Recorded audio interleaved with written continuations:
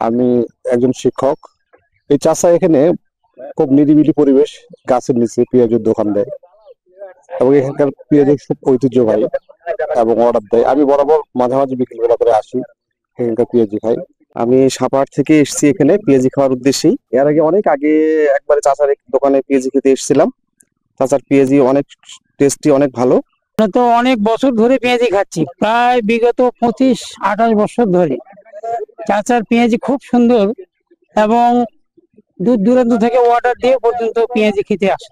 আমাদের প্রতিনিধিতলা থানার মধ্যে একটা শেষ ওয়ার্ড।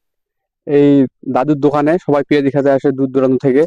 আর এখানে পেঁয়াজি খেতে হলে আমাদের নাকি ফোন দেওয়া লাগে, কারণ অনেক লোকজন আসে এখানে। মানে পেঁয়াজিটা অনেক স্বাদ, ভালো। পেঁয়াজি তো অনেক জায়গায় আমরা খাই, কিন্তু এই পেঁয়াজিটা একটু বেশি স্বাদ, এই জন্য লোকজন একটু বেশি হয় এখানে। এই যে কালজিরা, জিরা, তারপরে একটা মুরগির মশলা আছে, ওটা দেই। তারপর ডিম দেই। আগে কিন্তু ডিম দিতাম না, এখন ডিম দেই, মানুষ যেন ভালো খায়। আল্লাহ দোয়াতে আমার তেল আর বাসা নেই, টাটকা তেল, টাটকা কালে সব টাটকা। আমি ভেজা জিনিস দিই না, ভেজা ছুঁই না, যে তেল বাঁচে একটু চুলে ধরে দিয়ে পুড়ে যায়।